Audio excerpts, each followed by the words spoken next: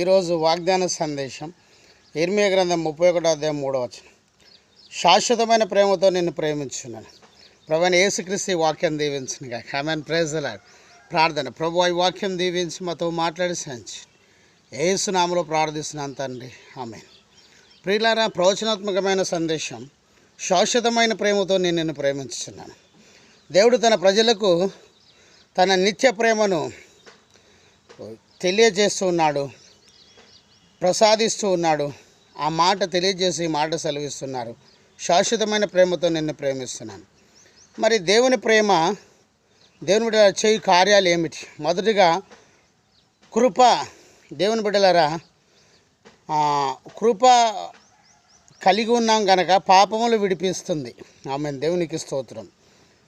ప్రకటన 1:6 వచనం, ఇర్మియా 31:3 వచనం. రెండోది బాధలను విమోచించును, బ్రతికించును. మూడోది లేవనెత్తును, ఆశీర్వదించును. మొదటిది కృపయందుంచి పాపములను విడిపించును. ప్రకటన 1:6, ఇర్మియా 31:3. రెండోది బాధలను విమోచించి బ్రతికించును. యెషయా 63:9, ఎఫెసీ 2:5. మూడోది లేవనెత్తును, ఆశీర్వదించును. యెషయా 38:1-12, ద్వితీయోపదేశకాండం 23:5. ఈ లోకంలో ఎవరు నిన్ను ప్రేమించకున్నా ఎవడు ప్రేమిస్తాడు? నీ అందు ఆస్తిపాస్తులు ఆశించే అందరూ ప్రేమిస్తారు, కానీ దేవుడు నిన్ను ఏం ఆశించకుండా ప్రేమిస్తున్నాడు. ఆయన నీ అందు నీకు దూరం అయితే వారి ప్రేమలు కూడా ఈ లోకంలో వారి ప్రేమలు దూరం అవుతాయి.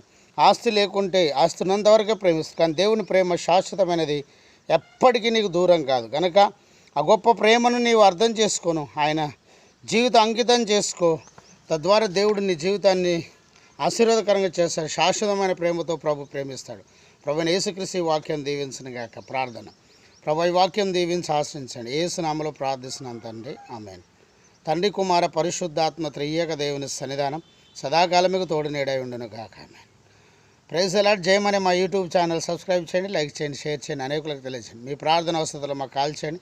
మా cell number 9948930321. Praise the lord. God bless you.